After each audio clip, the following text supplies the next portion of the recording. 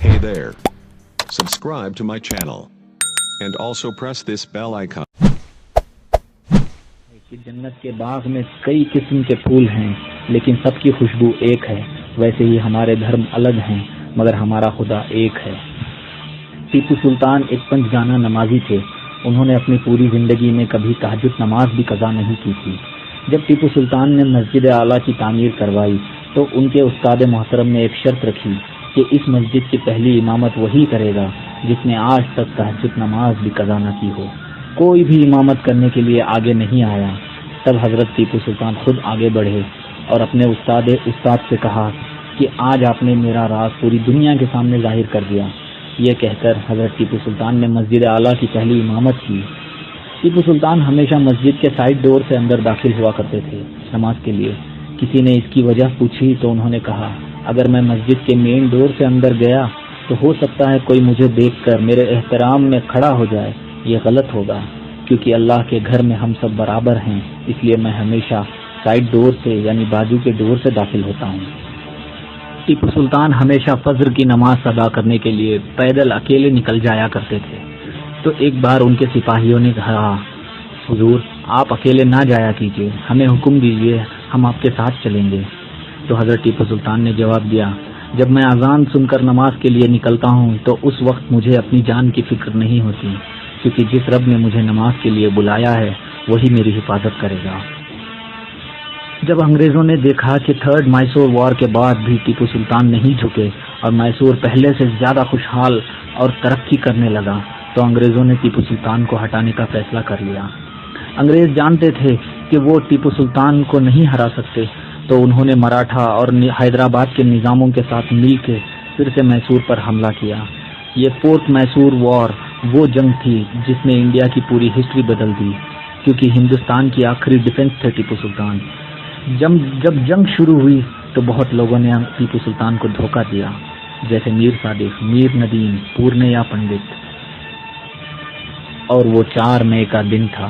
فجر کی نماز پڑھنے کے بعد ٹیپو سلطان اپنی فوج کے پریپریشنز دیکھنے نکل گئے۔ ان کے ساتھ کچھ 10-12 خاص سپاہی تھے اور ان کا ایک خاص غلام راجہ خان بھی تھا۔ ٹیپو سلطان بہت بے چین تھے اس دن، ایسا جیسے وہ کسی کا انتظار کر رہے ہیں۔ جب ظہر کی نماز ادا کرنے کا وقت ہوا تو انہوں نے ظہر کی نماز ادا کی اور راجہ خان نے ان سے کہا، حضور آپ نے صبح سے کچھ نہیں کھایا، آپ کچھ کھا لیجئے۔ تو سلطان نے کہا، ٹھیک ہے لگاؤ۔ ٹیپو سلطان جیسے ہی بیٹھے کھانے کے لیے اور ایک نوالا اٹھایا ہی تھا کہ بھیانک توپوں کی آواز گرجنے لگی چاروں طرف سے۔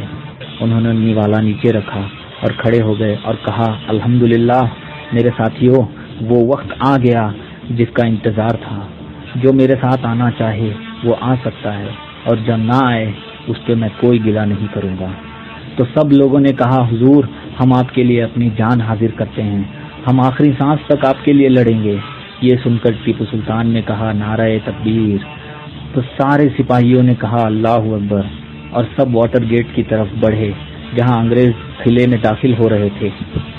ٹیپو سلطان جب وہاں پہنچے تو بہت انگریز قلعے کے اندر داخل ہو چکے تھے اور ان کے ساتھ جنگ شروع ہو گئی۔ ٹیپو سلطان اور ان کے خاص کچھ 10-15 سپاہیوں نے لگ بھگ 500 سے زیادہ انگریزوں کو قتل کر دیا۔ جب انگریزوں نے دیکھا کہ یہ لوگ انگریزی فوج تو گاجر مولی کی طرح کاٹ رہے ہیں تو کچھ برٹش سپاہی قلعے کی دیواروں پر چڑھ گئے اور گولیاں چلانے لگے۔ ایک ایک کر سارے سلطان کے وفادار سپاہی شہید ہو گئے۔ ٹیپو سلطان بھی کافی زخمی ہو گئے تھے۔ پھر اچانک ایک گولی ان کے دل کے پاس لگی تو وہ گھوڑے سے نیچے گر پڑے۔ ان کے ساتھ راجہ خان تھا۔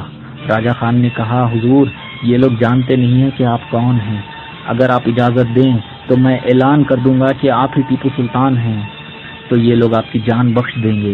ٹیپو سلطان نے کہا، چپ رہو، کیا تم مجھ سے میری شہادت چھیننا چاہتے ہو؟ گیدڑ کی 100 سال کی زندگی سے شیر کی 1 دن کی زندگی بہتر ہے۔ یہ کہہ کر سلطان پھر اٹھے اور تلوار اٹھائی اور لڑنے لگے۔ سلطان نے تلوار پھر اٹھائی اور لڑنے لگے۔ تبھی اچانک ایک گولی ان کے سر میں لگی جو ان کے سیدھے کان کے اوپر لگی تھی اور ٹیپو سلطان شہید ہو گئے۔ لگ بھگ عشاء کا وقت تھا۔ ہر طرف پورے سرنگا پٹنہ میں لوٹ مار چل رہا تھا اور تبھی ایک خبر آئی کہ حضرت ٹیپو سلطان کا جسم مل گیا ہے واٹر گیٹ کے پاس۔ ڈیوڈ برڈ نے حضرت ٹیپو سلطان کے جسم کے پاس کھڑے ہو کر کہا کہ آج سے ہندوستان ہمارا غلام ہے، کیونکہ ہندوستان کا رکھوالا میسور کا شیر مر چکا ہے۔ بیئرڈ نے حکم دیا کہ ٹیپو سلطان کے جسم کو محل لے جایا جائے پالکی میں۔ جب عشاء کی اذان کا وقت ہوا تو ایک بوڑھا آدمی مسجد اعلیٰ کے مینار تک پہنچا اور اس نے اذان دینی شروع کی۔ وہ اذان سن کر ہر آدمی کی آنکھوں میں آنسو تھے، یہاں تک کہ انگریز بھی اداس ہو گئے۔ اگلے دن حضرت ٹیپو سلطان کی نماز جنازہ ہوئی مسجد اعلیٰ میں، اور جنازہ لے کر گنبد لے جایا گیا۔ پورے راستے میں لوگ رو رہے تھے، کچھ لوگ جنازے کے سامنے جھکے ہوئے تھے۔ سرنگا پٹنہ میں ہر آدمی، ہر عورت، بوڑھا، بچہ سب جنازے کے اس جلوس میں موجود تھے۔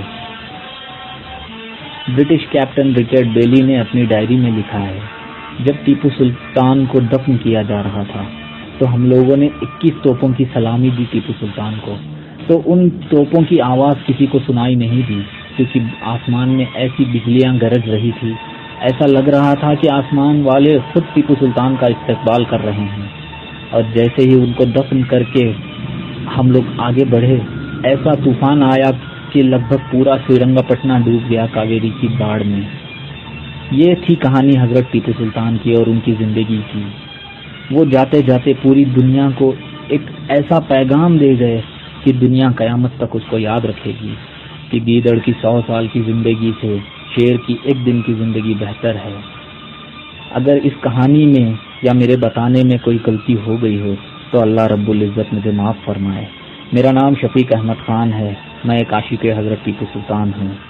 اللہ تعالی ہم سب کو حضرت ٹیپو سلطان جیسی بہادری نصیب فرمائے اور ان جیسی وطن پر شہید ہونے والی موت عطا فرمائے، آمین۔